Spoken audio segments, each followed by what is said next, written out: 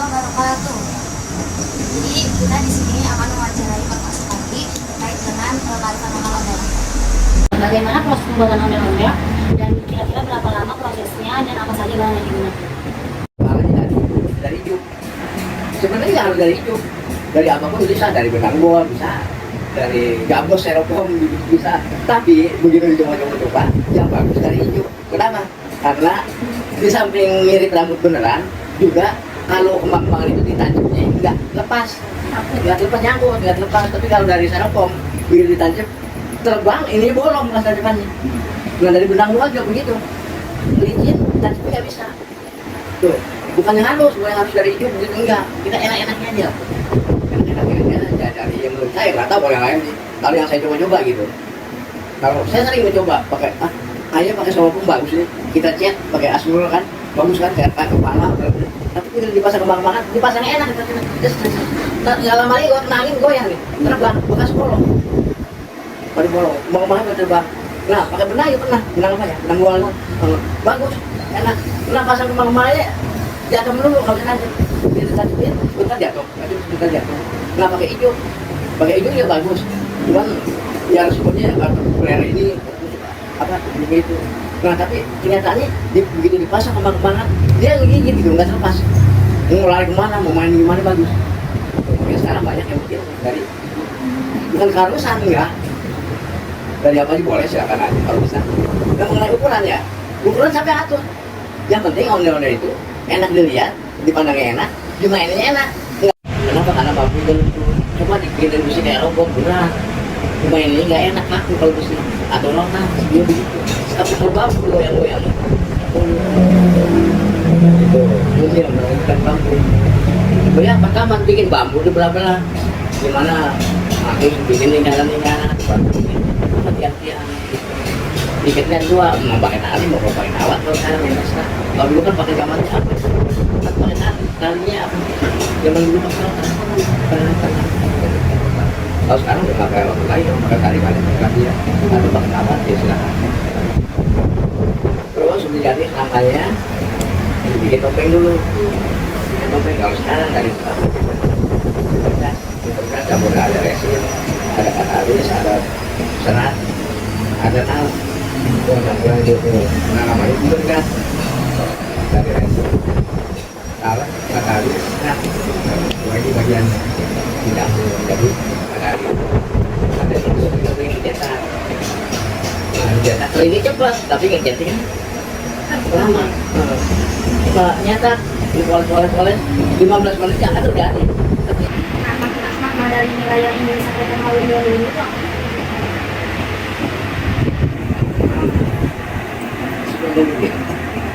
Ondel-ondel kan dimasukin orang.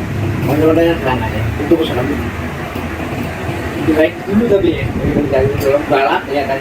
Tapi dalamnya orang yang diramakan bagus, bersih, baik. Jadi walaupun di luarnya baik, tapi dalamnya luarnya jelek, jahat, di dalamnya baik. Jangan dibalik. Luarnya jahat, luarnya baik, dalamnya jahat, jangan kayak gitu. Jadi kalau kita nilai orang, itu jangan dilihat dari luarnya. Kita kasih lalu orang udah begini-begini. Ada yang kelihatan baik, pura-pura tidak, ini jelas nggak apa. Kalau balongan ya, dah lebih baik, walaupun luarnya jelek, dah lebih baik gitu. kan ada beberapa ya sekarang pasti mulai ya hanya ondel-ondel. Tantangan itu apa aja sih dalam melestarikan tradisi atau kayak kearifan ondel-ondel ini? Iya, seharusnya pemerintah menggalakkan festival ondel-ondel supaya mereka itu tetap main ondel-ondel bukan kita ngamen. Kalau ngamen itu mau bagaimana bentuknya asal jadi yang penting dapat uang ya digunakan buat apa dia pulang udah. Tapi kalau yang dibilang seniman ondel-ondel belajar ondel-ondelan belajar musiknya terus juga buat pengembangannya pemerintahnya nanti terutama diadakan festival berani dari festival kalau orang lihat orang ini udah segini ya. Enggak begitu. Masa dulu aja masa ya. Sejarah orang yang ngamen tuh bisa tuh nggak buat ondel-ondel segimana mestinya sama Enggak. nggak bisa. Yang penting dia bikin, dijual, ya kan di depan tuh. Dia bikin barang kecil, dijual, udah. Dia bikin barongan buat nyamen, udah gitu aja. Coba tanya macam-macam nggak tahu. Lu nggak tahu ah? Nggak tahu apa. Yang penting dia bikin, dijual apa beli. Dia atau bikin yang itu buat nyamen. Udah betul itu udah. Kalau ditanya gitu ya nggak tahu. Dia tahu ya, dia bikin dijual, dia bikin buat nyamen udah itu aja. Ya tapi hati pemerintah diem aja balikin.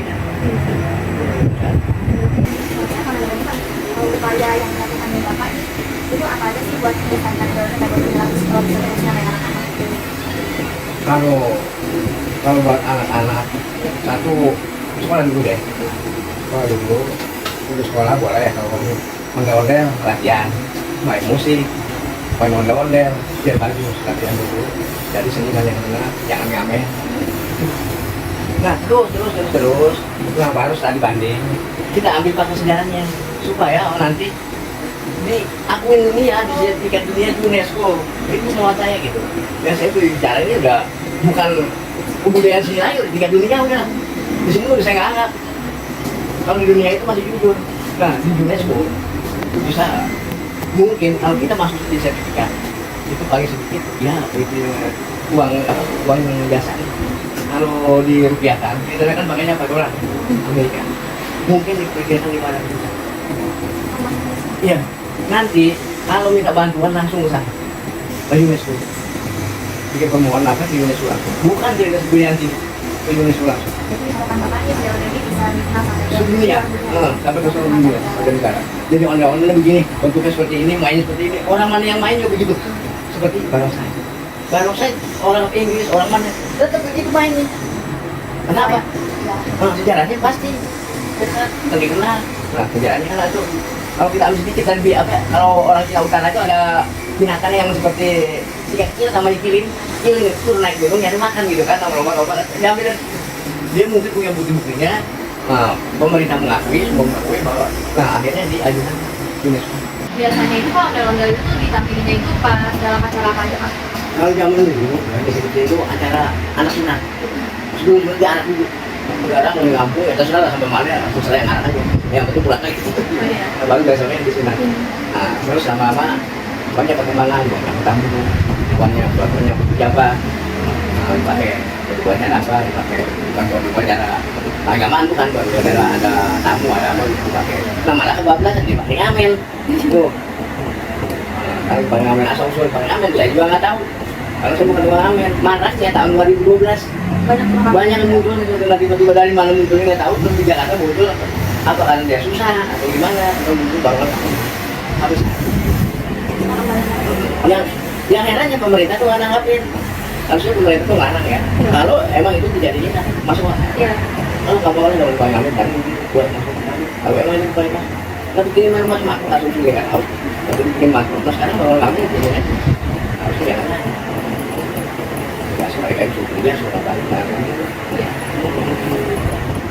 Aja Pak. Terus habis itu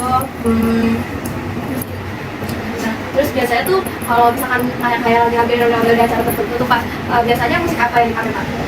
musik itu sebenarnya musik ngomong cuma nggak lengkap seminar kali gitu di situ ada gendang kecil kalau gendang kecil satu gitu ya nggak apa-apa gendang gede juga kalau mau sih tapi ya berat lah yang kecil aja segini ada dua ada kenongan yang satu yang gede satu ada gong satu ada ini satu nih apa teyan ada biola teyan satu kalau mau ditambah kecerek kalau mau kalau nggak ya nggak apa-apa gitu. Sebenarnya musik itu musik gampang kelompok, cuma nggak lengkap. Kalau gampang kelompok kan ada gambang, ada kenongnya banyak, ada apa itu petikan dari gampang kelompok. Nah, karena lagu-lagunya juga dulu itu lagu-lagu gampang kelompok. Ya kalau sekarang kan anak-anak banyak kan lagu apa itu lagunya penting dipisah. Kalau waktu itu mungkin lagu-lagu khusus lagu Betawi, lagu-lagu gampang kelompok.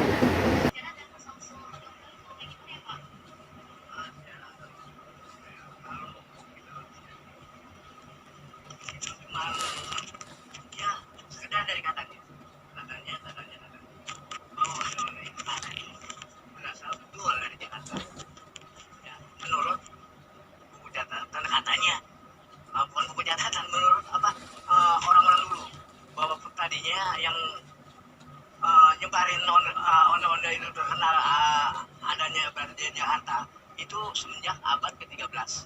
Semenjak William Scott, orang dari Inggris datang ke Sunda Kelapa karena bukan Jakarta, Sunda Kelapa. Sehingga kapal itu di pasar ikan. Pasar ikan bukan berarti pasar buat menjual ikan. Artinya pasir ikan. Pasir ikan yang artinya tempat singgahan. Berubah jadi pasar ikan. Nah, William Scott singgah di sana di pasar ikan, melihat masyarakat di situ melakukan persembahan tolak bala dengan menggunakan media patung seperti itu. Ada dua, yang mungkin suami istri kali ya. Kayaknya sih itu dewa keselamatan yang disembah gitu. Nah, setelah itu dia arah keliling tempat yang bikin acara. Nah, udah gitu udah nggak dipakai lagi, dibuang atau diapain, ditaruh di mana, digelesakin lah. Kalau ada dipakai lagi mau acara bikin lagi. Dari apa sih bikinnya? Nggak tahu, nggak ada cerita. Tahu dari tanah, tahu dari kayu, tahu dari apa, tahu dari pohon-pohon, nggak tahu. Yang penting tahu melakukan bikin patung bentuk begitu. Terus setelah itu udah nggak dipakai lagi, dibuang. Nah, semenjak itu William Scott keliling nih ke Sunda Kelapa. Nah, kenyataannya katanya masyarakat itu emang benar melakukan upacara itu. Jadi di situ dibilang ondel-ondel itu asalnya dari Sunda Kelapa. Dari sekarang mungkin dari Jakarta atau Betawi ya. Tapi dikenalnya dari pasar ikan. Ya, kalau nggak dari pasar ikan waktu itu nggak dikenal. Dikenal dari pasar ikan yang kenalin kemana-mana tuh, bahwa yang ngabarin bahwa di masyarakat Sunda Kelapa ini masyarakat melakukan persembahan tolak bala itu William Scott.